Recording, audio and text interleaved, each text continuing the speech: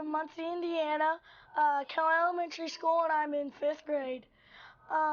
Today we're in the Port of Oakland, San Francisco Bay, and that is located in the western part of California and near the Pacific Ocean. And today I have with me Terry.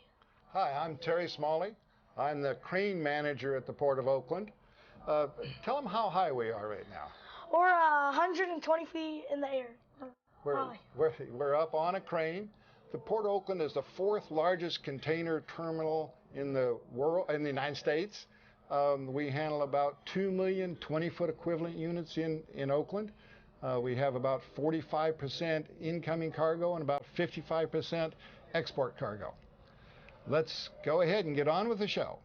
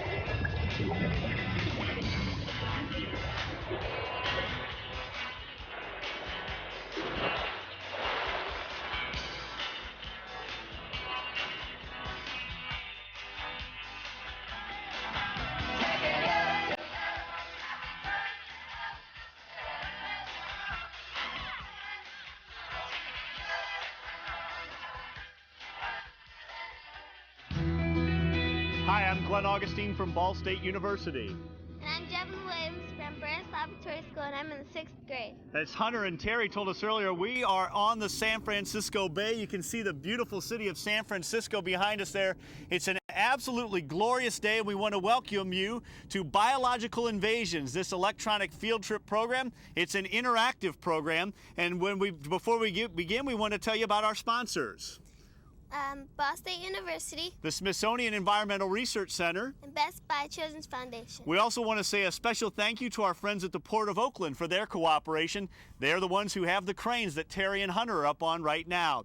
As we get started today, we've sort of invaded the San Francisco Bay Area. And Jeffy, how have we invaded the bay? In the crane, on the water, under the water, on the beach, and at the park. Now you say under the water. How are we getting under the water? We have a diver. We have a diver, so if we're going to get him under the water, we better send him down, huh? Yep. Okay, go ahead. Diver down. Okay, diver in the water.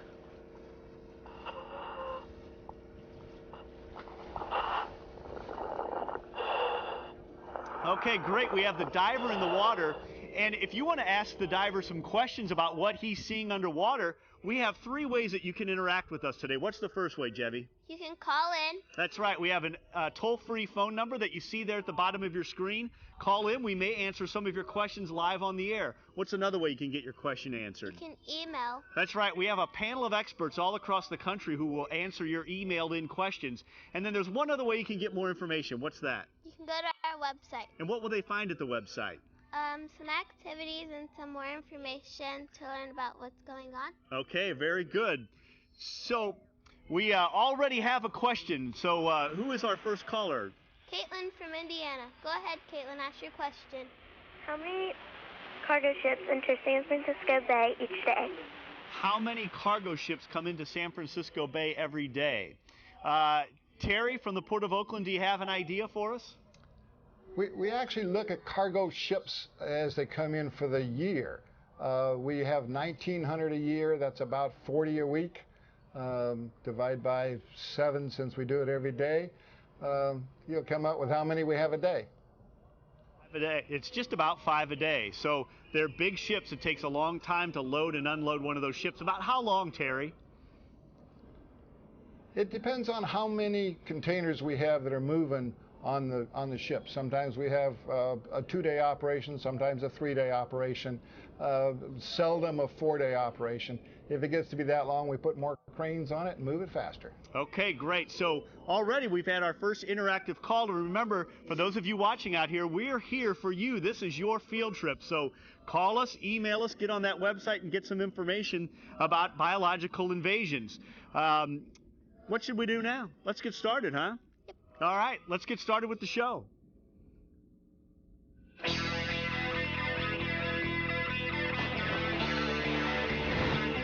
Did you know that different species of plants and animals make their homes at different spots all around the world? Sometimes they get picked up and moved from their home to some new place. When we found these species somewhere, they didn't exist. Before we call that a non-native species, let's find out more about what non-native species are.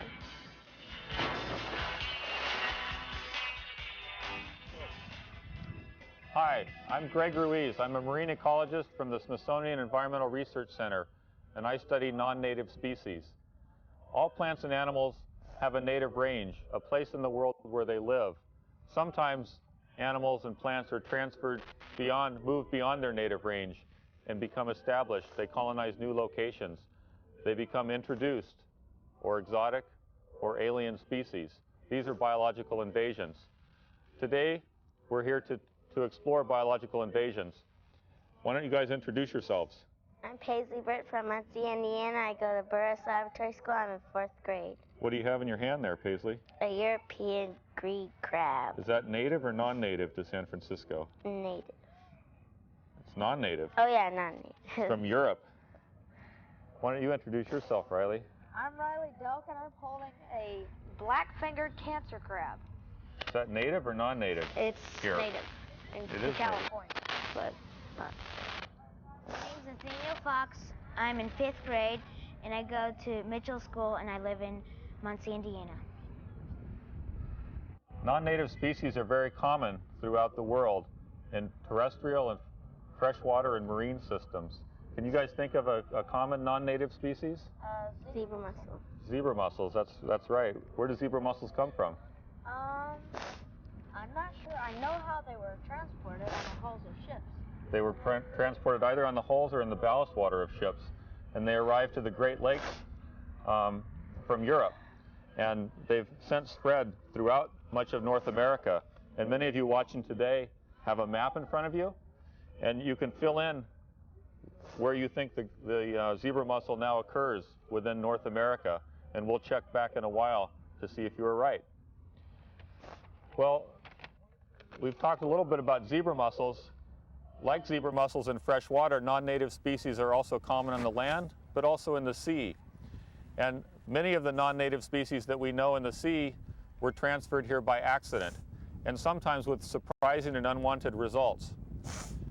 We're going to go to Chris in a little bit to talk about marine invasions in San Francisco Bay.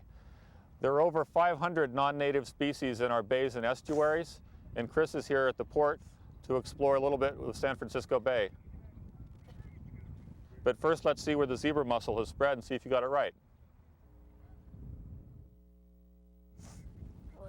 The zebra mussel first came into the Great Lakes, and you can see in the northern part of the eastern part of the United States, it spread throughout the eastern U.S., and now it is moving westward. Here it occurs in very high abundance. It's a filter feeder and removes plankton out of the water column and essentially competes with many of our native species. And now we're going to go to Chris. Thanks, Greg. I'm Chris Brown. I'm a marine biologist with the Smithsonian Environmental Research Center. And I work out here in San Francisco Bay with Greg Ruiz on non-native species, and I'm based out here at SERC's San Francisco Bay Research Laboratory. And with me, I have a couple of non-native California species that have invaded the bay with me. Why don't you guys introduce yourselves? Hi, my name is Joshua Conley. I go to Mitchell Elementary School. I'm in the 4th grade. Hi, my name is Victoria Howard, and I'm a 7th grader at Ruiz Laboratory School. So far we've learned a little bit about what is a native and a non-native species. And we've heard some of the global examples and examples around the country like zebra mussels. So Josh, knowing all that, why are we here today? What's important about San Francisco Bay? Well, because they have the most non-native species in all the world, and they have the 4th largest port in the world too. That's right. San Francisco Bay is recognized by many scientists as being one of the most invaded bodies of water in the world. Victoria, how many species do you think are here that are non-native? I think there's about 200 species here in this bay that are non-native. That's correct, about a little bit over 200, and those go as fish, mammals, plants, and marine invertebrates. Marine invertebrates make up by far the greatest amount of species, and we'll be talking about a lot of those today. Why do you think that bays and estuaries are so invaded?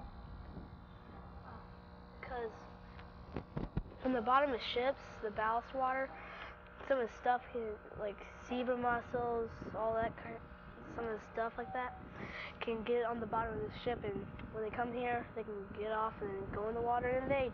That's a really good point, Josh. Shipping, basically bays and estuaries are focal points for many marine invasions, and it usually has to do with the fact that large numbers of humans live around bays and estuaries, and we'll get into a lot of different ways that species move around the world, and shipping is definitely one of those, and we'll explore that a little bit further. But Josh, Victoria and I, and as well as everybody else that you're going to meet here, have been spending the week sampling many different habitats of the bay, and here's a short video from a boat trip we took with the Marine Science Institute in Redwood City.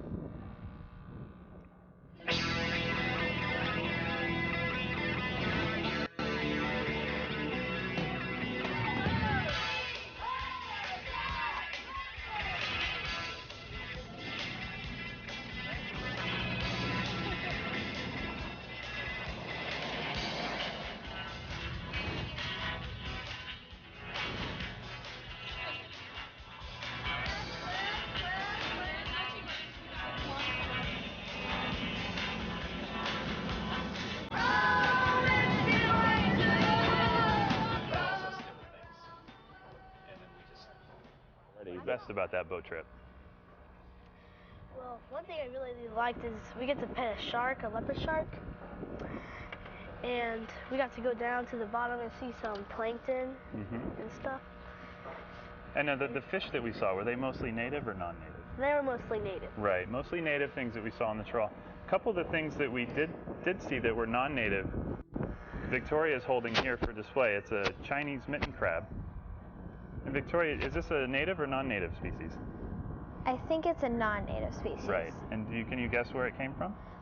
Asia, like in China, I think it came from. Right. The Chinese mitten crab was found in San Francisco Bay probably about 15 to 20 years ago, and it's believed to have come in either with ballast water, which we'll learn a lot more about later, or through an intentional introduction as a food item for people. Can you tell us why it gets the name mitten crab? It's because of the hair it has on its claws up here, and it makes them look like mittens. Right. It has these little furry tufts that look like mittens, and we don't really know what those do, but I think they put them there so we could find a neat name for them. So let's check in with Glenn now to see if there's any questions that have happened. Okay, thanks a lot, Chris. Before we get to the questions, Jevy and I are going to run a little water test here. We have a tool that's called a refractometer, and this measures the salt content of water. So we want to test the water here in the estuary, right here in San Francisco Bay, and see what the saltwater content is like. So, Jevy, why don't you go and get us a water sample over here?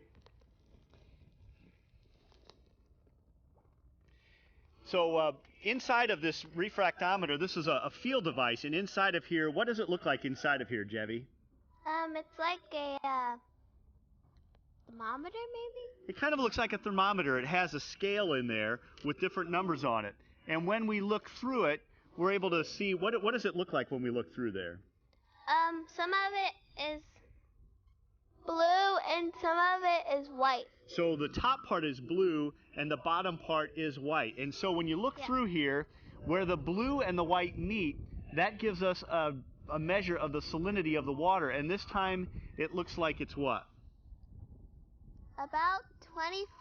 Right. It's 25 parts per thousand salinity. So we'll be back talking to our scientist in a minute about what that exactly means. But right now we have our first caller of the day. And Jevy, who's on the line for us right now? Amber from Indiana. Amber, go ahead and ask your question. What is it like underwater?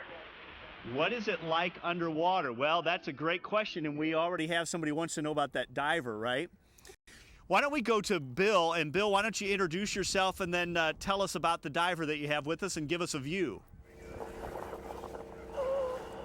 Okay, good morning. My name is Bill Morrison, and I'm the diving supervisor here at the Port of Oakland. And we have the coolest job here at the port. We get to be on the 19 miles of shoreline that the port has on a daily basis, and we inspect many of the 25,000 piles that support the crane operations, this huge crane that you can see in the background. And now we're going to send it over to Don, and Don can tell you, Don is the diver in the water, and he can tell you what he's seeing currently. What do you see? What do you see there, Don? Well, I'm on the side of a piling, and a lot of fluffy growth. What's that? Some bright growth. Sorry? And hidden among it here are some crabs, if I can find one again. They hide pretty good.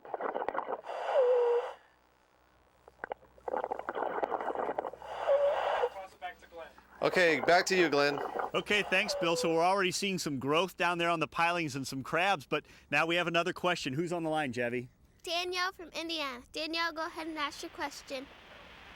How do the invasive species affect the native animals in the San Francisco Bay? Okay, great question. How do the invasive species affect the native animals in San Francisco Bay? And Chris is the person here who does the most research in San Francisco Bay. So Chris, why don't we toss it up to you for an answer to that? That's a really great question, and it's a really broad answer. It kind of depends on which species you're looking at. Some organisms that are here and invasive, we don't really know the impacts they have on native species.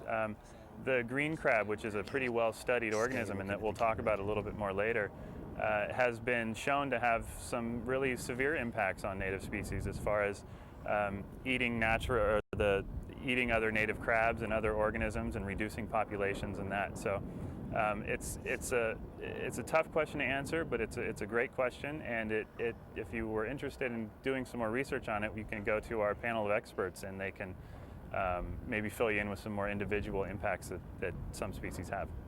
Glenn? Hey Chris, a question. Earlier today when we measured the salinity of the water, it was more up around 30, right, Javi? Mm-hmm. And now it's down to 25. So what happened here? Glenn, probably because the tide has gone out, and so the water coming down from the rivers has diluted the salinity a little bit. This is an estuary, and an estuary means it's a place where saltwater and freshwater mix, and so at high tide, the saltwater comes in from the Pacific Ocean into the bay, and so you get a little bit more of a higher salinity, and then during low tide, when the water is rushing back out into the Pacific Ocean, you get more of the fresh water coming in, and so you get a shift in salinity that way during the day. And that makes a difference into how species can exist in here, right? Correct, yes. So a species that's adapted to live only in pure seawater, which is about 35 parts per thousand, wouldn't do well in a system that fluctuates this greatly. And so an estuary supports a unique assemblage of species that are adapted to live in alternating salinity. Okay, we have another caller on the phone. Who's our next caller, Javi? Jacob from Indiana. Jacob, go ahead and ask your question. What is the difference between a bay and estuary? Okay, the question is, what is the difference between a bay and an estuary? Let's go to Greg over at the beach for that answer. Greg? Right. A bay is a place where it's more protected from the open ocean, the open exposed coast where waves come in. And bays can be a place also where fresh water comes in, and when fresh water comes in, it's called an estuary, where salt water and fresh water mix together. And I'm gonna pop a lot of them. That's okay, go ahead. Okay, thanks a lot, Greg. We've got another caller on the line. Jevi, who's our next caller? Madison from Indiana. Well, we just lost Madison. So anyway, so we're learning some of the differences between estuaries and bays. And we want you to call in. There's a 1-8 or a toll-free phone line that you can call in on. We're already getting some great questions. So please call in and ask us questions. We have experts all over here to talk to us about what we're seeing here today, right? Okay, to learn more about invasive species, let's go over to Greg, Mike, and Hannah. Hey, guys. Hi, thank you. I'm Mike Dodderell, and I'm a teacher at Burris. I teach biology, earth science, and physics. I'm here with Greg and Hannah. Hannah, could you introduce yourself? Hi, my name is Hannah Calvert. I go to Burris Lab School in Muncie, Indiana, and I'm in the 3rd grade. Okay, we're out here with a classroom from St. Cecilia. These guys are back here. They're searching in the rocks, trying to look for native and non-native species. We also have some crab traps set back here, and we're going to pull those in a little bit. What do you have in your hand? I have a crab. What kind of crab, do you know? No. It's a European green crab. This is a European green crab. Is it a male or female? This is a... Is it pointed? I think it's a female. You think it's a female? It might be a male. It's a male. It's sometimes hard to tell with those crabs. So this is a male crab. And you can tell because the male will have a more triangular abdomen, and the female will have a more circular. Very good. So we have many species here, native and non-native, and like I said, they're looking over there around the rocks and trying to find those. Okay? All right, we'll send you guys to Lynn and Gabe. Hi, I'm Lynn Takata, and I work with the Marine Invasive Species Program with the California State Lands Commission. And I have here with me Gabe. Gabe, why don't you introduce yourself? I'm Gabe Pickering. I'm in the 4th grade at Burris Laboratory School. Right, and Gabe is also an invasive species, right? Where are you from, Gabe? Muncie, Indiana. Right. And so today we've been in the water and on the water looking at the different organisms that we find here at the Port of Oakland. The guys on the beach there are flipping over rocks, looking under rocks, looking on the beach. And, you know, in addition to those things that we find on the beaches and under rocks, there are also a lot of things that live in the water column. Do you know what those are? Plankton. There are 2 types of plankton, zooplankton and phytoplankton, little fish and stuff like that. Right, there are animals that we call plankton, and they tend to swim in the water column, meaning that they don't hang around on the bottom a whole lot. And Gabe here mentioned 2 things. One is zooplankton, and those are animals, right? Yes. And then phytoplankton, and those are? Plants. They're plants, right. And they're very small, right? How small are they, Gabe? Very microscopic. Right, you can't really see them too well with your naked eye. So in order to collect these kinds of organisms, we use a special piece of sampling equipment, and I've got it here with me. Gabe, can you tell everybody what this is called?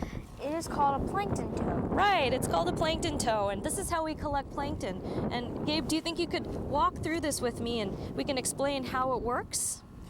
Well, what you do is you drop this into wherever you're going to try to collect plankton. Right. Wait till it gets to the very bottom. When you pull it up, all the water in the where you're collecting goes in through here, and considering that these holes are extremely small in this fabric, the plankton cannot escape. When they go through there, they come down into this little thing right here.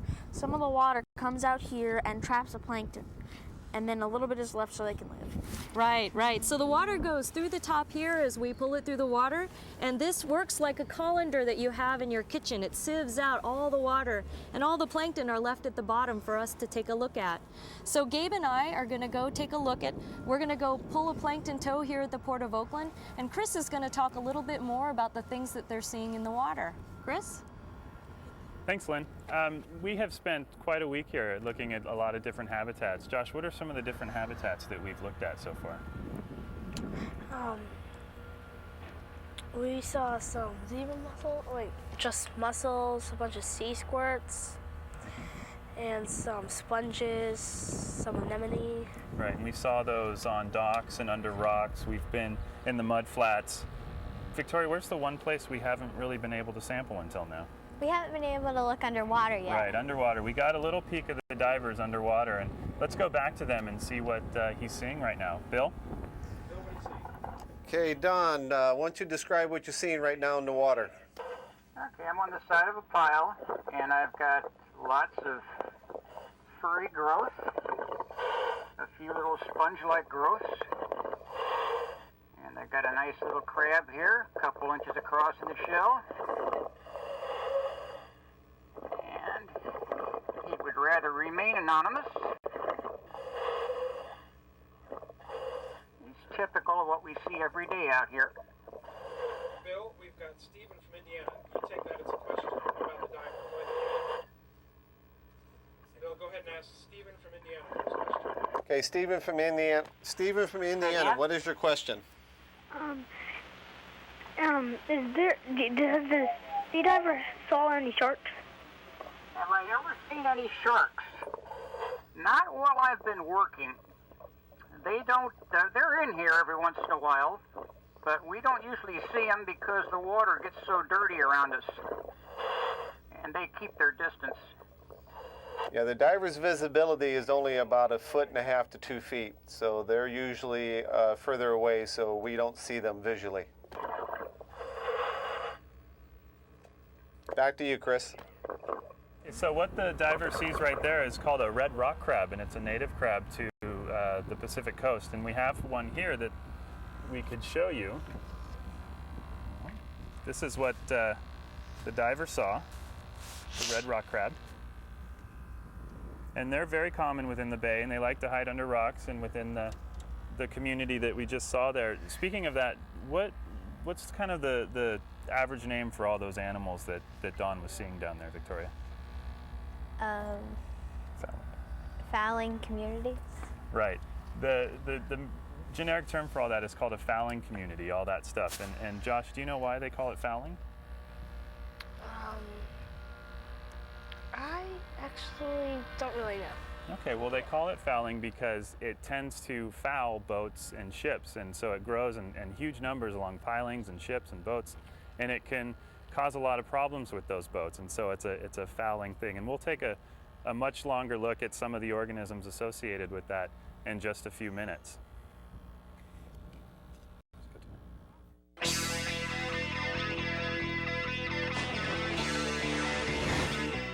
These species we've talked about don't always go from one place to another all by themselves.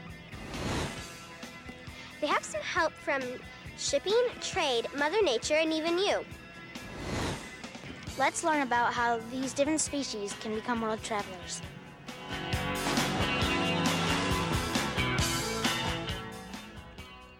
In San Francisco Bay and other bays around the world, ships have been a really important mechanism or pathway by which non-native species are brought in, but also live trade. By live trade, we mean organisms moved for food, as pets. And today we have a number of organisms that you can order on the internet and have delivered to your house, or even buy in local markets. Paisley, what do you have there? I have a lobster. Yeah? An Atlantic lobster. Where is that from? From the east coast of North America. Yeah. And these are lobsters that we bought on the internet that were delivered to our house. It's pretty active, looks like it's in really good shape, huh? Although you can buy the lobster here, it's not presently a non-native species in San Francisco Bay, meaning it doesn't occur here at the present time. Riley has some other crustaceans that we also were able to get from the internet. What are those, Riley? These are blue crabs. Right.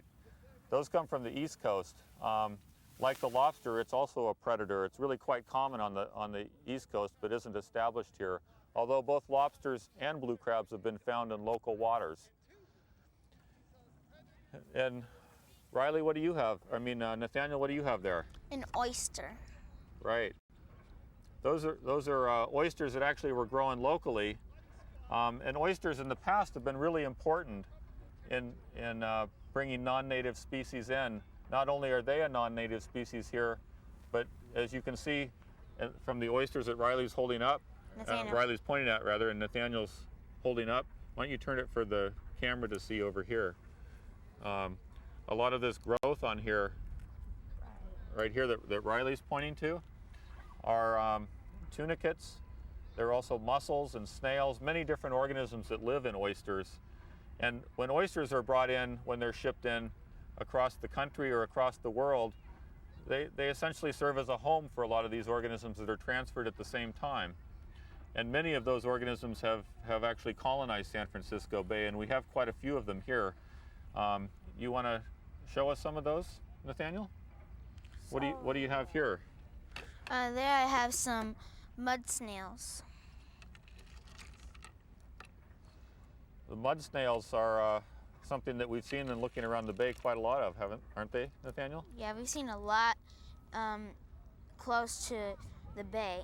Right, and they occur commonly on sand flats and mud flats throughout much of San Francisco Bay and in the lower part of the bay. And the concentration that you see here is not unlike some that you would see in some of the ponds and pans along the mud flat. What else do we have here? A number of other things that have come into San Francisco Bay with oysters. You want to say something about these, Riley? Those are elytic oyster drills. Grab some. You just pick up a couple of them. Okay. The oyster drill is also really common, often on rocks, but associated with rocks even on some of the soft sediments and the beaches. What do oyster drills do, Riley? They burrow down under the shell and they eat the oyster. Right, they're a predator. They'll eat oysters, they'll eat barnacles, they'll eat mussels, and there are a number of other organisms that have come in with oysters. Oysters serve sort of like a charter bus, carrying a lot of different organisms across the country or across the world. These are some Japanese little nut clams, and you also see some rather large drills, the channeled whelk, which is also occurring in San Francisco Bay. Oysters have been really important historically in bringing organisms, non-native species, to San Francisco Bay, but other parts of the world too. That's not so true anymore because oysters tend to be shipped around the world in a pretty clean manner. However, there are other mechanisms, other pathways by which organisms are moved around the world today and into San Francisco Bay. And Paisley's looking at one of those right now, which is some rockweed. Paisley, you want to say something about that? This is rockweed, and rockweed is used for packaging lobsters, like the one in this container. That's right. And what's the issue with rockweed?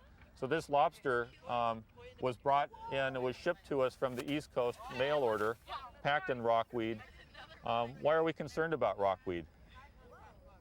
Any of you guys have any insights at that?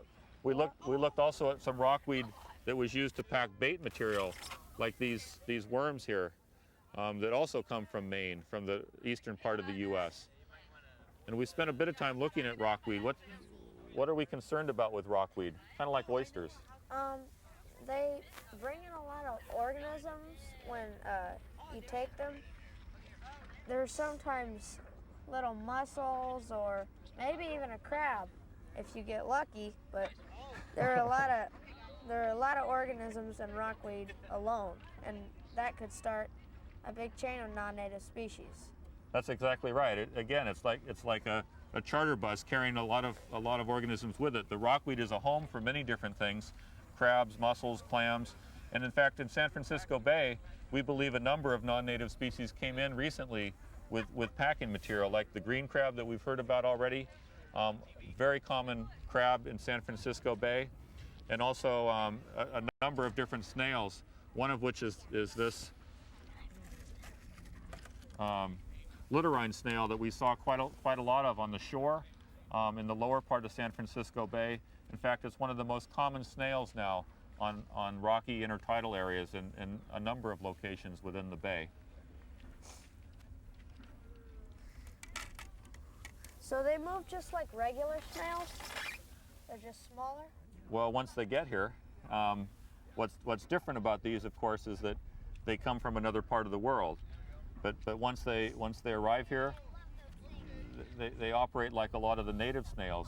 They use the same habitat. They compete for food resources, and in many cases, we think they can have a very, very large effect on some of the native organisms that live here in the bay. I think we're going to go back to Glenn now and see what's up with him. Okay, thanks a lot, Greg. I'm over here with Jevy, and we're ready to answer some more phone calls. So who's our next caller? Tiara from Indiana. Tiara, go ahead and ask your question. Is there a lot of litter around the San Francisco Bay? Is there a lot of litter around the San Francisco Bay? Have you seen a lot of litter around the bay when you've been here? Sort of. Sort of? What kind of litter have you seen? Like candy wrappers and pop tops and just things like wrappers and paper towels and stuff. It kind of looks like when some people have a picnic, they don't pick up after themselves. Is that right? Yeah. Okay. We've got another caller on the line. Who's on the line? Mason from Indiana. Go ahead and ask your question. My question is, how many different species of crabs are in the bay? How many different species of crabs are in the bay? Well, the person here who does the most research in the bay is Chris. So Chris, how many species of crabs in San Francisco Bay? That's a great question, and I don't have the number right off the top of my head. I would say ballpark probably maybe 15 or so species of crabs, and of non-native crabs there's 3 that are sort of the most prevalent. And so the crabs here are mostly native, but there are a few non-native crabs as well. Glenn? Hey Chris, just a quick question. Can you eat all of those crabs? Yeah, the Dungeness crab, maybe people have heard of that one before, is present here in San Francisco Bay. And actually San Francisco Bay is an important nursery for Dungeness crab. They migrate in from the Pacific Ocean, and up in San Pablo Bay, which is just a little bit north of us, is an important rearing area for those. The red rock crab, which I showed earlier, it could be used as a food item as well. Okay, really good questions. We're going to be taking more questions as they come in. So let's go to one more. Boy, Indiana is active today, aren't they? Yep. Connor from Indiana. Go ahead and ask your question. How many zebra mussels are in the U.S.? Ooh, how many zebra mussels are in the U.S.? We know that we can't really put a number on them. We can't count them. But Greg, could you talk a little bit more about how zebra mussels have spread and where they've spread? Sure. Zebra mussels, as we said earlier, came into the Great Lakes and have really spread throughout most of the eastern U.S. East of the Rocky Mountains, they're really quite common. And they can occur in very high abundance, many thousands per square meter or even per square foot. And so where they occur, they of course cover rocks, they cover mussels, they cover in some cases crayfish, and they filter the water. The water is quite clear, so they've really caused some big changes in the local waters. How many are actually out there? There must be billions and billions of them. It's probably kind of like stars in the sky, right, Greg? Yeah, absolutely. There's so many it's hard to count. Okay, very good. We're going to continue to take phone calls here, and somebody else from Indiana's calling. Leah from Indiana, go ahead and ask your question. About how many kinds of fish live in the bay? How many kinds of fish live in the bay? Who's our bay expert? Chris. Chris, right. Chris, how many kinds of fish live in the bay?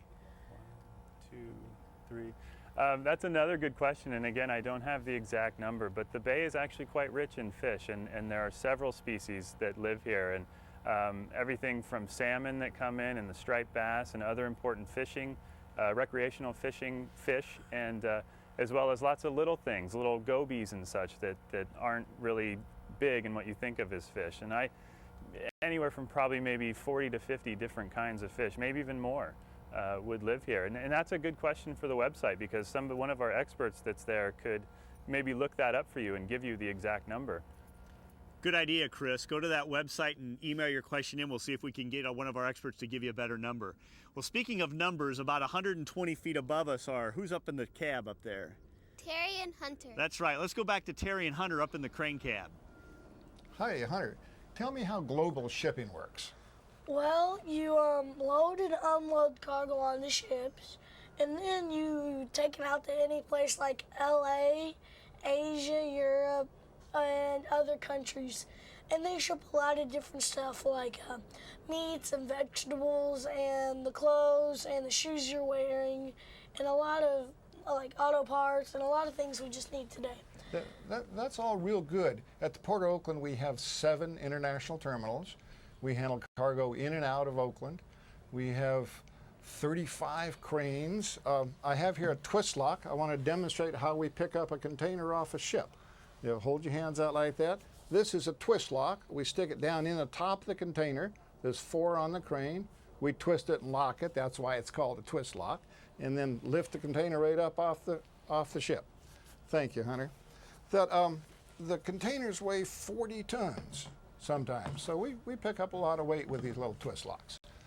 The Port of Oakland handles a lot of cargo in and out. We have a lot of ships here every day.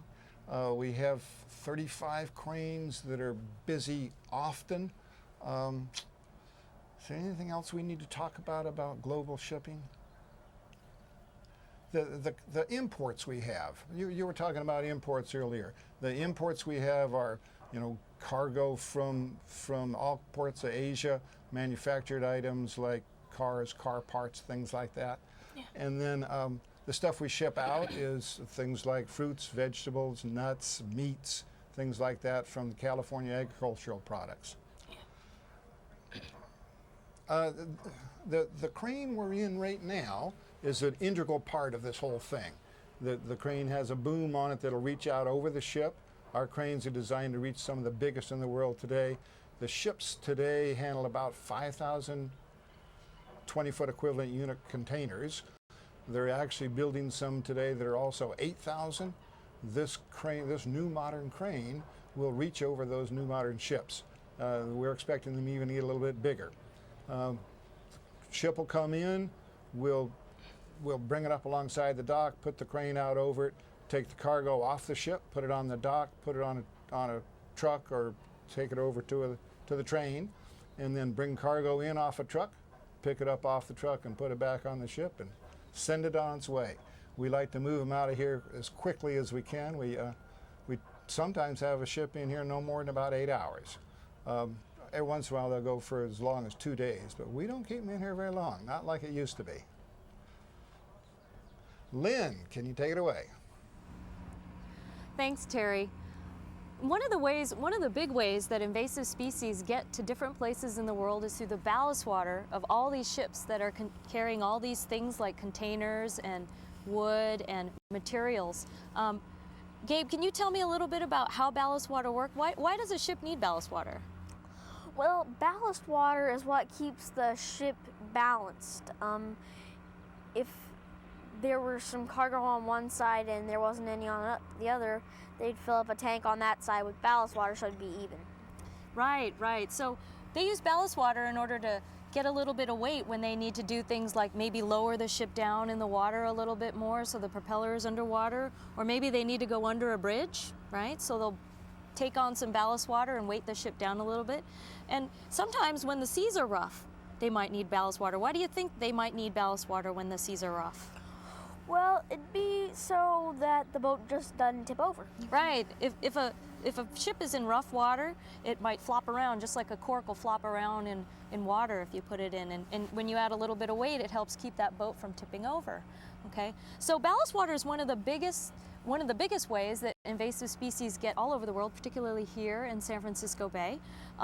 And some of the organisms that we find in ballast water are the same ones that Gabe and I collected using our plankton tow, right? Now, what we've got here, Gabe and I have pulled up our plankton tow, and we've got it here under the microscope, so let's take a look at what we find in there. And it looks like we've got all kinds of things swimming around. You know what those are, Gabe? Plankton, phytoplankton, maybe other things. The ones that we actually see, you see the little animals with the antenna, and they kind of jerk around and they're trying to swim around. Those are called copepods, and we usually see a lot of those in ballast water. Try not to lean over the And there are other things that we find in ballast water as well. A lot of animals that most people don't think of as swimming animals, like crabs and barnacles and mussels, they have young versions of themselves, the baby barnacles and crabs, and they have swimming swimming phases of those organisms, so they can also be taken up in ballast water tanks. Okay, so we have a question from Carlos in California. Go ahead, Carlos. What happens if the water is polluted? Are the fish okay to eat? I'm sorry, Carlos, I think I missed the second part of your question. Could you repeat it? Are the fish okay to eat if the water is polluted? Are there things that we can eat if the water is polluted? Actually, that's probably a better question for maybe Greg. Greg, could you answer that? Well, certainly when the water is polluted, there can be things in the water that aren't so good to eat. And so you need to be careful about where you're catching your fish and shellfish. In terms of local waters, but there's a little bit of concern with ballast water, as Lynn was talking about, in that ballast water can be taken up in one place and actually carry organisms that can colonize another location and cause disease in people, as well as some of the local wildlife. So you just need to be aware of where you're getting your fish from and make sure that it's clean and okay to eat. Okay, well, so we took a look at all the plankton that we have here in the sample that Gabe and I pulled up. And Gabe, what do you think that means for animals that come here?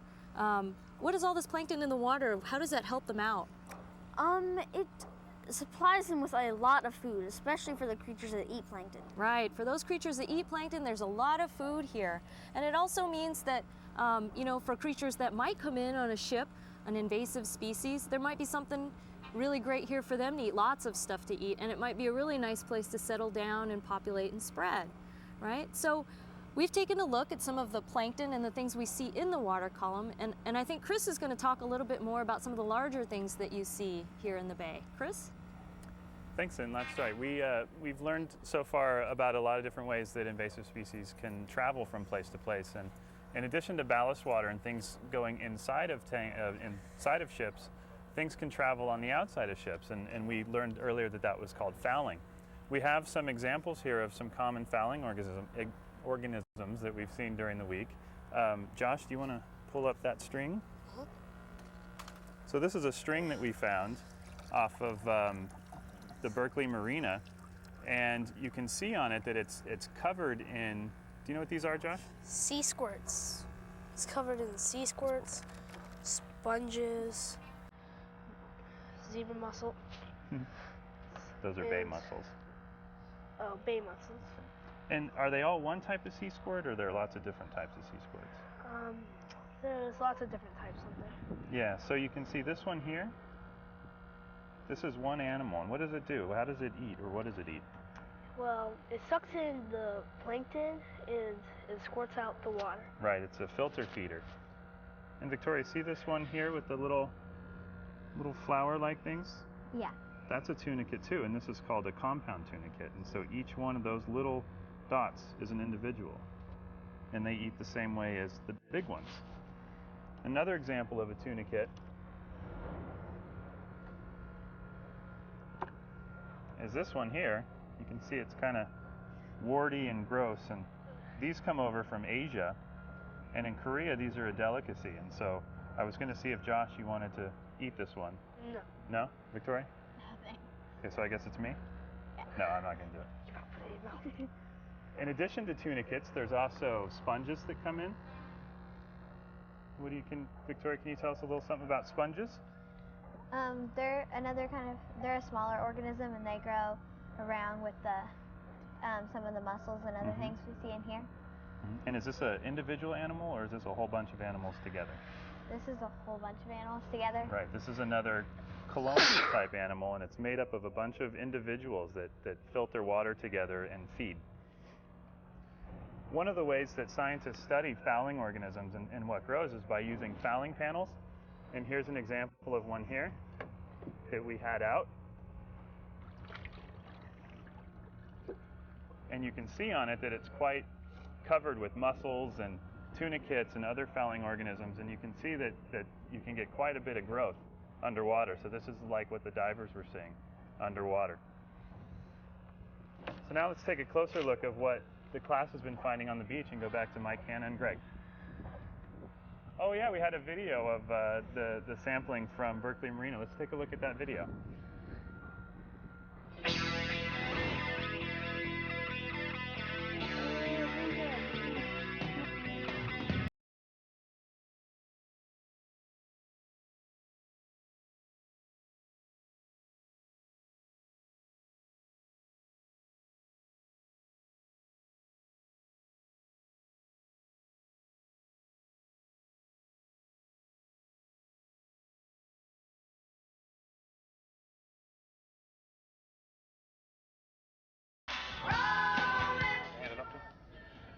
Hello, welcome back to the beach. I'm here with Hannah, as you've met earlier, and we have Kat. Hi, I'm Catherine DeRivera, or Kat, from the Smithsonian Environmental Research Center. I work in Greg's lab and out here in San Francisco Bay. I study green crabs, which is a crab that Hannah showed you already, and some of the other kids, right here. Now we know that this crab is from Europe, but it also is an invader in the United States. Do you know where it lives here? It lives in the East Coast and the West Coast of the United States. That's right. It also actually lives in South Africa and Australia, so it's gotten to lots of different places in the globe. We're interested in this crab because it has large effects on native communities. It eats native clams and oysters and other animals that humans harvest as well. And in addition, it can be eaten by native crabs, such as the rock crabs that we found here in the same area too. So Greg has one of these. So one of the interesting things here is that in this trap that was set out to catch crabs, we've actually found a lot more native crabs at this site than non-native crabs. And that's true throughout the bay. There are many locations where non-native species are fairly abundant, and then there's some locations where they're less abundant. And one of the things we're interested in is understanding what's different among the different sites. Okay, we have the St. Cecilia kids have looked at all the rocks in that area of the beach over there. We're going to go to them and see what they have. You guys have anything interesting over there? Let's see what you have. What's your name? Owen. What do you have there? It's a black finger crab. Black finger rock crab? Yes. Native or non-native? It's native. It is native? Yes. All right, what else do we have interesting? As you can see over here on the rocks, there are lots of mussels. So there, all this little bumpy stuff behind us are mussels that are just very abundant with barnacles and stuff. Anything else interesting? What do we have here? We have a clamworm. And your name is? Jenny. All right. Do you know if it's native or non-native? I think it's native. You think? Well, yeah, it's native. Yes, all right. Anything else? Nope. Anything else interesting? What else you guys find? European green crab. All Okay, right. let's see if we can hold it to the camera so they can see. Kind of hold it down like this. Your name is? Jake. And you found a European green crab. Where'd you find it? Over by those rocks over there near the shore. All right, and you think it's native? No, it's not native. It's non-native. All right, anything else? No, hold it. See that camera right there? There we go. Thank you. Okay, we got anything else interesting? We have a rock crab. Another rock crab? Another rock crab. Well, your name is? Matthew Kittigwa. And where did you find that? We found it in the rocks on the shoreline. Be a good name for a rock crab, wouldn't it? The rock crabs here are really, really abundant, and we actually think that might be one reason that the green crabs are not so abundant at this site, as they're fighting for space under the rocks. There's something else coming up here. What do we have here? Mediterranean mussel. Mediterranean mussel. Let's see if we can get a shot of this. Your name is? Benjamin. And where'd you find it? Actually, another person found it. Another person found it? Do you know what that is growing on it right there? You know what that is? I think it's foot. You find them all over. They're really sharp. They scrape them off boats. It's a barnacle. Begins with a B? Barnacle. Barnacle, yes. Yes. I'm sorry? They dropped the eel. They have a blenny over here. It's very slippery that they found. And it was up out of the water. It was up out of the water in the rocks.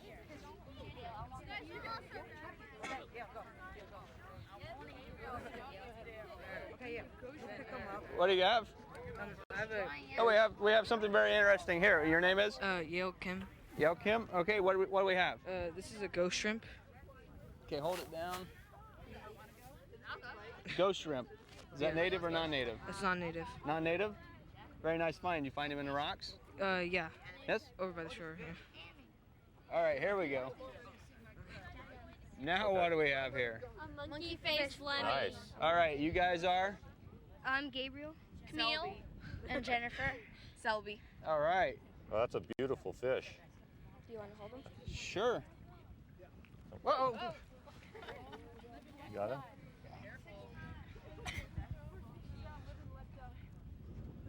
Where did you find it? Where the puddle. You think it's native or non-native? Non-native. No, it's native.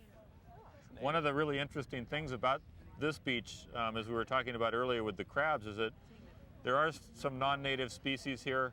They're the fouling organisms that we saw out on the dock with Chris, and certainly in the sand and mud here, they're clams and crabs. But one of the interesting things about this site is a lot of the species are actually native, like this fish, the slippery fish, the worms that we were looking at, the crabs, and we're not really sure why that is. We think it might have to do with the amount of exposure, that it's a lot more rough here, more like the open coast where we find fewer non-native species. They tend to be more common in more protected areas. Yep. All right, we're going to go to question and answer with Glenn and Jevy. Thanks a lot, you guys. Okay, thank you. A lot of interesting finds over there on the beach right now, and so we've been getting a lot of interesting questions. Let's see who's out there right now. Logan from Indiana. Logan, go ahead and ask your question. Why can't you put filters so the ballast water won't have that much invaders in it? I'm sorry, Logan, say that one more time, please. Why can't you put filters so the ballast water won't have that much invaders in it? Why can't you put soap in the ballast water? I think filters in the ballast water. I'm sorry, so you wouldn't have as many native species in it. Lynn, that's a good question. Maybe you could take that one. Sure, Glenn. Well, you know, a lot of people are working on ways, technologies to treat ballast water so we can get rid of all those organisms that are in it. Okay. And one of the avenues that was explored were gigantic filters to filter out all those animals. And one of the problems that they're running into is that there's so many animals that sometimes those filters get clogged. Those ballast tanks on those great big ships are so big that there are so many animals that the filters tend to get clogged. Some of the other technologies that they're looking at to try to treat ballast water are based on UV light to irradiate animals and kill them that way. They're also looking at some chemical treatments, and they're also looking at ways to take the oxygen out of the water. So yeah, great question. Okay, and a really good answer too, Lynn. Thank you very much for that answer. We're getting a lot of good phone calls, and we have a lot more time. We've got just about 35 minutes left, so if you haven't made a call in yet, you can still call in, right? And here's another call. Who is it? Tyler from Indiana. Tyler, go ahead and ask your question. Go ahead, Tyler. How many animals live in the San Francisco Bay? You want to know how many animals are in the San Francisco Bay, and I don't think we can put an exact number on that, but maybe, Chris, you could just talk a little bit. We've been talking about fish, and we've had a question about sharks, and we've been talking about some of these organisms. What are some of the other animals that we would find in San Francisco Bay? Within the bay, you would find a lot of marine mammals. There are sea lions and harbor seals. Whales come in here occasionally. Outside of the bay, around the perimeter, you'd get raccoons, deer, skunk, lots of different wildlife that would live in the bay. It's a pretty diverse area. There's lots in here. Okay, Chris, thanks very much for that answer. In fact, yesterday when we were out here, we saw a sea lion just swimming around. It peeked its head up and looked at me and then went back away. So there's one of the example of one of the animals that are out here. Who's our next caller, Jevy? Corey from Indiana. Go ahead and ask your question. Hi, Corey. Go ahead. Has anything ever spilled into the bay? Has anything ever spilled into the bay? Lynn, you want to look at that one? Has anything ever spilled into the bay? Come closer. So So certainly things have spilled in the bay. That's a great question, and I'm guessing that you mean things that might be harmful to the animals that live here in the bay. And you know, one of the things that my agency does, the California State Lands Commission, in addition to working with invasive species, is to prevent oil spills. And here in San Francisco Bay, we have a couple of big oil terminals, and there's lots of companies that come through. So every so often there's an accident, and we do get an oil spill. And that's only one of the things, though. I'm sure other things spill in the bay as well. You could probably find out a little bit more information on some of those other things on our website, or you can ask one of the experts that we've got to answer your email questions. Okay, Lynn, great. Thanks for that answer. We've been getting a lot of calls from Indiana, but we've got another one from California. Who's on the phone, Jevy? I understand that we have Ria from California. Ria, go ahead and ask your question. How do you know crabs are... hold on. How do you know all the names of crabs? How do you know all the names of the crabs? Well, we don't know all the names of the crabs. That's what we have our scientists for, right? And I think Greg is probably the one we want to talk to. How do you know all those names of those crabs, Greg? Well, something that I studied in school, but there are also a lot of people who work on identifying organisms. And there are keys that you can use to identify different types of organisms that are available. Some of them are online now, but some of them are in books that basically show you the different the different characters or traits that animals have. So it's in the case of crabs and fish, it's pretty easy. For some of the worms and mussels and things like that, it can be really quite hard. But there's a lot of information available, and I would encourage you to look at some of that and learn some of the animals that live around you. Okay, thanks a lot, Greg. Who's our next caller, Jevy? Grant from California. Go ahead and ask your question. Yeah, we were wondering what the fish do at night. Do they sleep? Do they sleep only half the time? And how long do they normally sleep, most of the organisms? Okay, how long do fish sleep at night, or do they sleep? And Chris, what about that? Do fish sleep? That's a good question. As far as I know, fish don't really go into sleep. At nighttime, when the water gets very cold, they might slow their bodies down a little bit. Greg, do you know of any fish that might actually sleep at night? I actually don't know very much about fish and sleeping, but I think that's an excellent question and something that our online experts could look up, or perhaps you could refer to the website and get some more information on that. Okay, good idea. There is a website that we have available. You can ask questions as well as calling in. And then what else will they find on the website? Some activities. That's right, some activities so you can learn more about what we've got going on and what we're learning about here out in San Francisco Bay with biological invasions. We have another caller on the line. Who is it? Madison from Indiana. Go ahead and ask your question. Hi, Madison.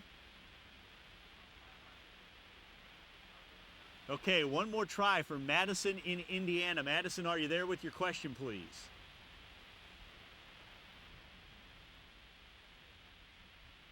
Okay, it looks like we lost Madison, so who's next? Amanda from Indiana. Go ahead and ask your question. Hi, Amanda. Hi. Go ahead, please. If a poisonous fish comes up to one of the divers, what protection do the divers have? Oh, that's a good question. If a fish comes up to one of the divers, what kind of protection do the divers have? Let's go over to Bill, our dive master, for the answer to that, and we can also ask the diver down below the water what's going on there. Bill? Yes, the protection that the diver has is he wears neoprene gloves, and he has a dry suit on that encapsulates his body, that keeps his skin from touching the water, and he has a hard helmet that totally encases his head so he's protected from the water. And now I'm going to turn it over to the diver, and he can explain a little bit further what protects him. Hey Don, the caller from Indiana wants to know what protects you from the fish in the water. Well, I'm wearing about 1/4 inch of rubber, which helps. Other than that, the fish really don't want to bite me. I'm bigger than they are, and they want to stay away from me. Okay, back to you, Chris. Back to you, Glenn. Thanks, Bill. We're going to actually go back in a minute and take a look at what the diver's seeing and talk about that a little bit more. I was just curious, Josh and Victoria, have either of you been diving before? No. No. Looks like something you'd want to do, seeing Dawn down there? Yeah. Yeah. A little bit. Kind of fun, huh? Let's take a look again and see what Dawn is seeing. Let's go over to Bill. Okay, Don, what are you seeing currently in the water? Well, I've got a little striped fish here, of the kind we normally find on the piles when we find them. He's just hiding amongst the grasses. It's almost like he's standing on the side of the pile with his dorsal fins. And back to you, Chris. What type of species of fish is that? Blends in real well. Bill, I'm not quite sure what that is. Greg, were you able to see that on your monitor? Oh, what? Greg, were you able to see that fish on your monitor and see what kind it was?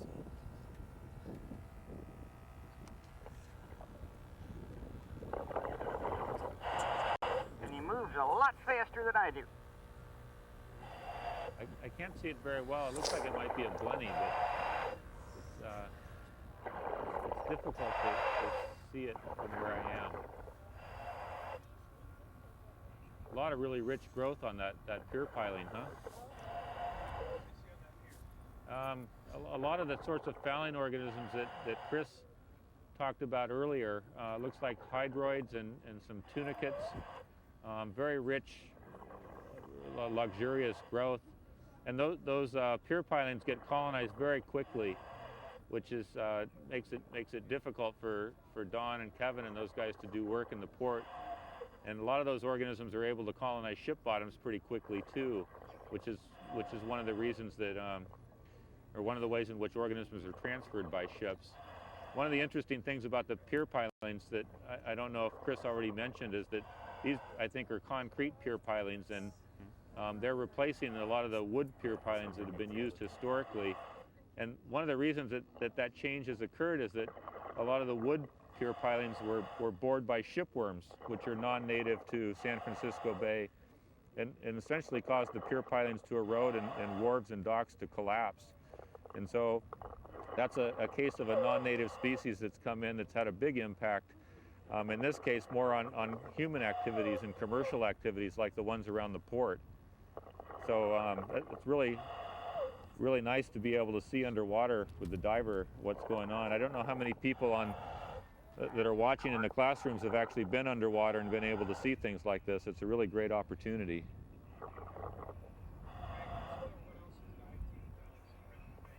Yeah. Bill, what else do you guys do, the dive team, here in the port and around the Bay Area? What kind of activities are you involved in keeping the port operating? Well, some of the other activities that we do besides inspecting the piles, and then we follow that up with repair based on the extent of the damage that we see. For example, the BART tube, we were going to dredge we were going to increase the depth of the channel from 42 feet to 52 feet. And we had to go and find the top of the ballast rock that covers the tube to see exactly what the elevation was. So that's some of the things that we do.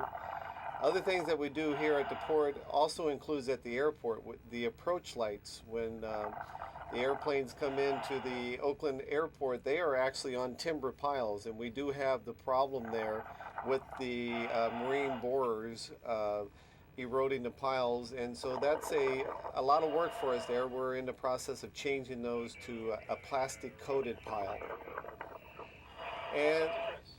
And back to you, Chris. Okay, here we have a question. Kelsey from Oregon, go ahead, please. How many species of crabs are harvested for food in the bay? Harvested for food in the bay, only one, the Dungeness crab. The red rock crab is commercially, or not commercially, I'm sorry, recreationally fished for, so people can come out and catch them if they want. But the Dungeness crab is the only one that's harvested commercially for food. Okay, and now let's go into the next segment, looking at what we can do to help prevent invasive species.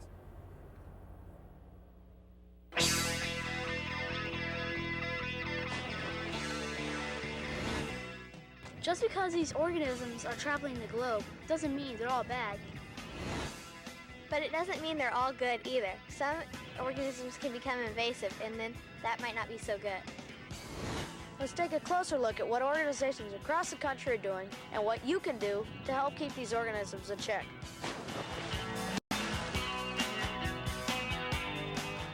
Hi, we're back on the beach, and we've been joined with Tuck Hines, who's a scientist at the Smithsonian and also the director there at the Environmental Research Center.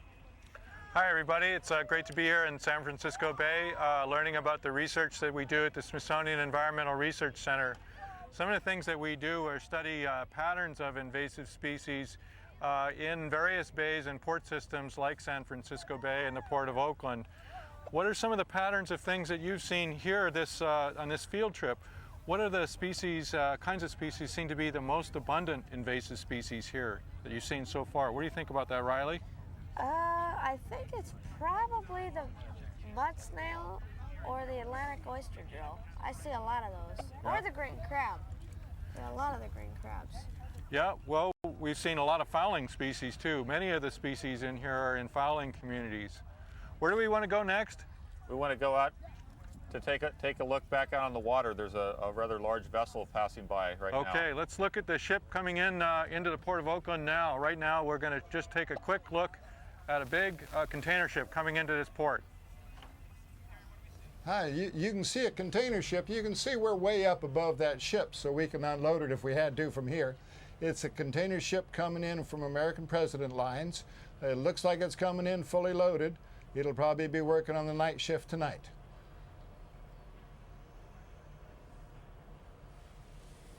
An example of a ship that's coming in and it's carrying cargo in here.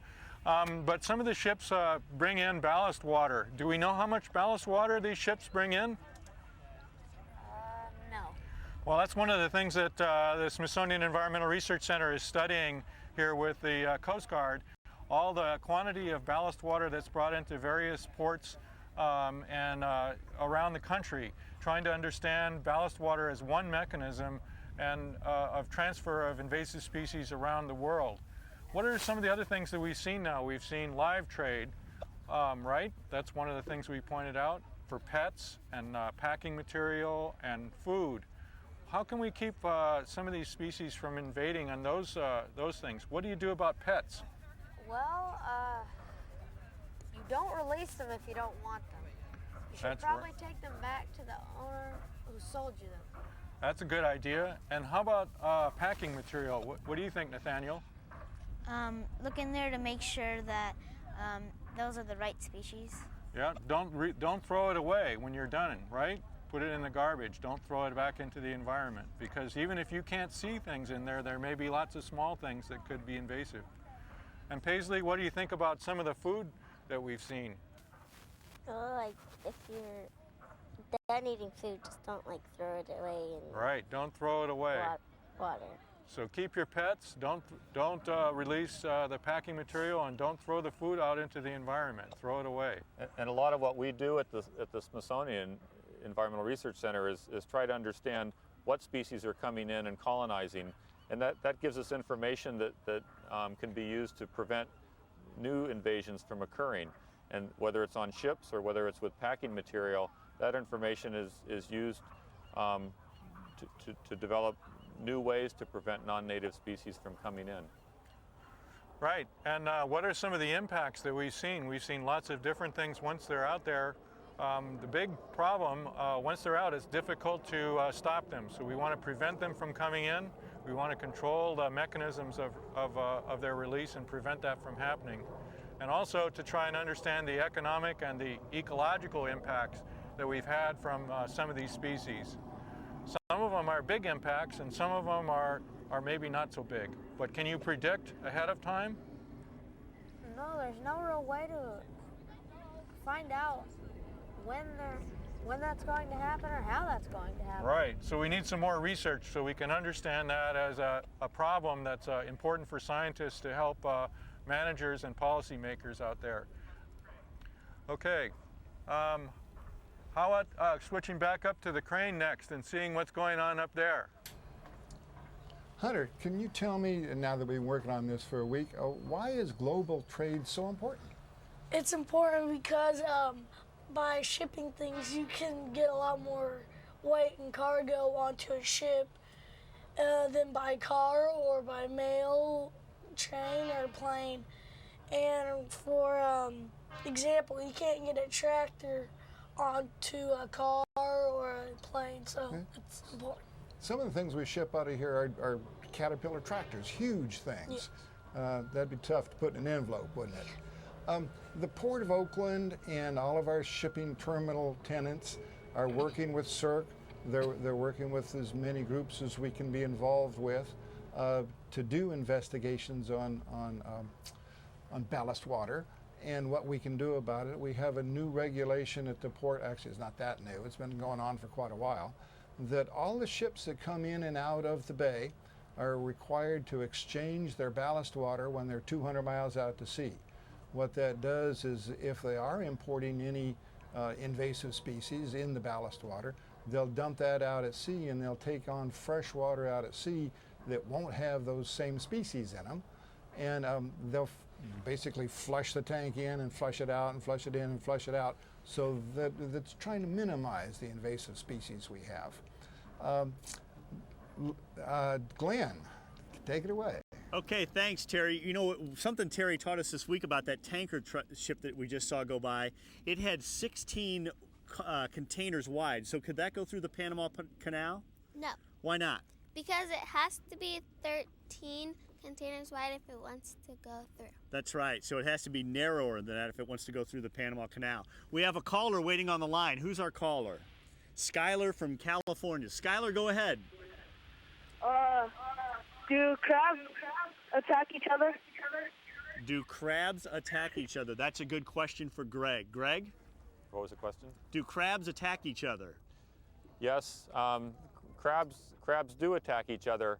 Like for example, the green crab eats the native crab, the native shore crab here, and we've seen in some work that was done up in Bodega Bay a real big change, a decline in the abundance of native crabs. They also will eat small commercial crabs too. So yes, crabs attack each other and can have big effects on each other. One of the kids here scouring the shoreline has just found a littorine snail, a periwinkle that's from the Atlantic coast. And this is a species that is not established here in San Francisco Bay, although we found several hundred in the South Bay. This is a species that could have come in with bait packing material that we saw earlier. Also, you can buy this as live food in the markets. We don't know how this one came, but they do show up occasionally. So the door is still open, the pathway is still open for species like this to come in. First record for this site, we believe. Okay, great. You guys are finding a lot of interesting things over there in the beach, and we're still getting some really good questions, so let's go to the next one. Caitlin from Indiana. Caitlin, go ahead and ask your question. How deep is the San Francisco Bay? I'm sorry, say that again, please. How deep is the San Francisco Bay? How deep is the San Francisco Bay? And for that question, why don't we try Lynn? Lynn, can you tell us that? You know, off the top of my head, I'm really not sure what the deepest part of San Francisco Bay, how deep that is. That probably would be another really good question for our email experts. So I'd recommend go ahead and email it. Actually, Chris is signaling to me that he may have the answer. Let's go to Chris and ask him. On average, the depth of the bay, it's pretty shallow. It's about 8 to 12 feet over the entire bay. There are some shipping channels which can get to be relatively deep, like 30 feet or so, and then right outside the Golden Gate there's a really deep channel which I believe goes a little bit beyond 200 feet. But on average it's a pretty shallow bay, about 8 to 12 feet deep. Okay, great, Chris. We have another caller on the line. Chris from California, please ask your question. What are the most common species of fish you find in the bay? What is the most common species of fish that you find in the bay? I think that's another good question for Chris. Chris? That's a really good question. In my own experience in some trawls that I've done on the bay, the perch and like the smaller kind of fish that swim along top are really abundant, and then also there's a lot of flounder type fish, like flatfish, that are found quite frequently in the bay. I don't know in terms of overall abundance which one is the most, but those are in my experience the ones I've found the most. Okay, thanks Chris. We have another caller on the line. Krishanda from Indiana. Go ahead and ask your question. How deep? No, not how deep. How cold is the bay? How cold is the bay? Yeah. Okay, that is a very good question, and for that, why don't we go to Greg? Greg, how cold is the bay? San Francisco Bay is pretty stable in temperature, probably about 60 degrees today, I would guess. And the shallow water, of course, up near the surface, it can be quite a bit warmer. As you go deeper in the water, like the divers are, I don't know what, maybe 20, 30, 40 feet deep, it's probably quite a bit cooler down there. Okay, great question. We have another caller on the line. Who's our next caller, Jevy? Spencer from Oregon. Go ahead and ask your question. Do you ever see any Asian clam in the bay? Do we ever see any Asian clam in the bay? And that's a good question for Chris. Chris? That is a fantastic question. The Asian clam is here in the bay, and it has been a big problem and has been studied quite well. The Asian clam came in San Francisco Bay sometime around 1986 and exploded in number. There were thousands and thousands per square meter and has had really drastic effects on some of the communities up in the delta areas of the bay and the fresher areas. Great question. Okay, so one of the things that we did during the week as well is we got to look through some bait packaging stuff. Let's take a video, look at a video of that.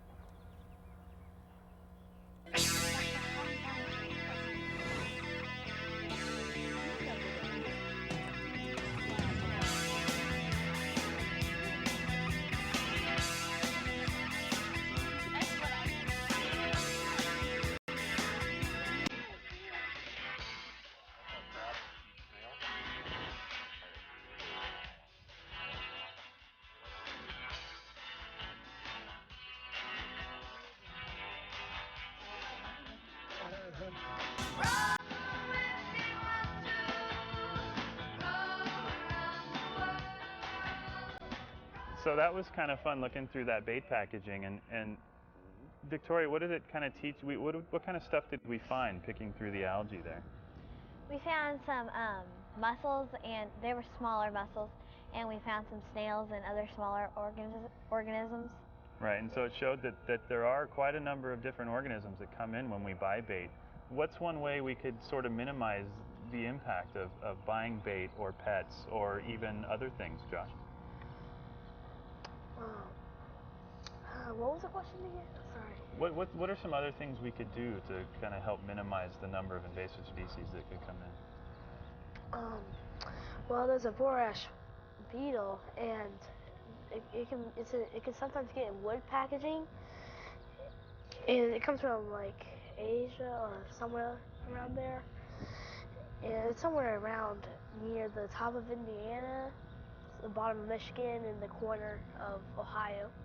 Okay, so being more careful in what we pack things in, and when we ship things overseas, being more careful in what gets in those containers.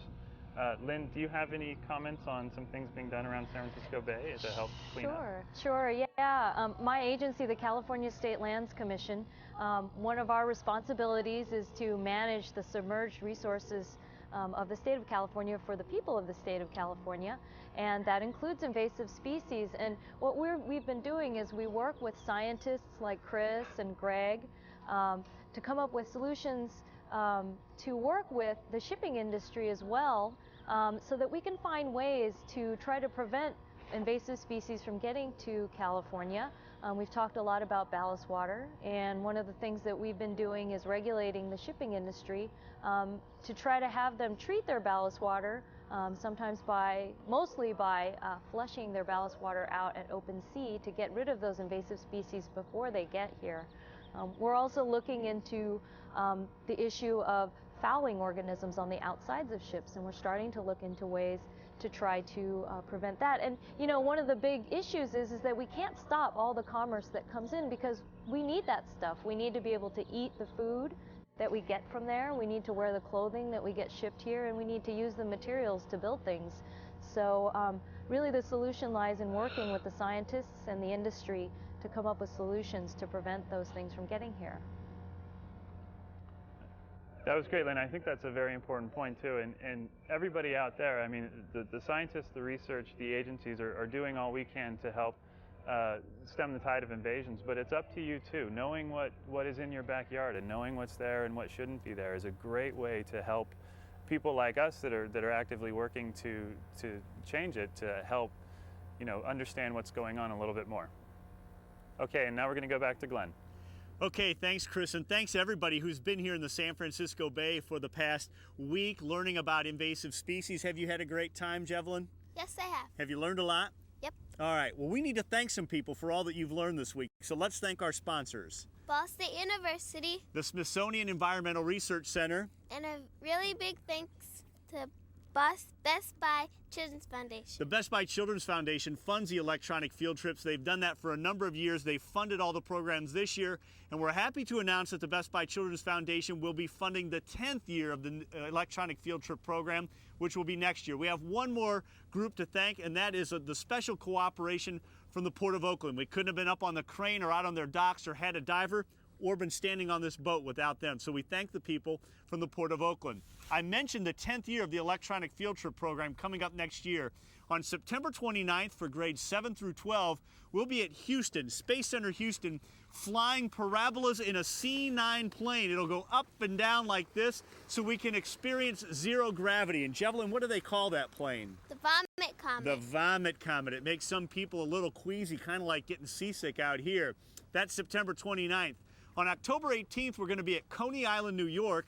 We're going to be with the Baseball Hall of Fame and Museum, and we're going to be talking about pop culture and baseball. We're learning a little bit about American history. Then next spring, we'll be back with our friends from the Smithsonian Environmental Research Center and the Forest Ecology Lab.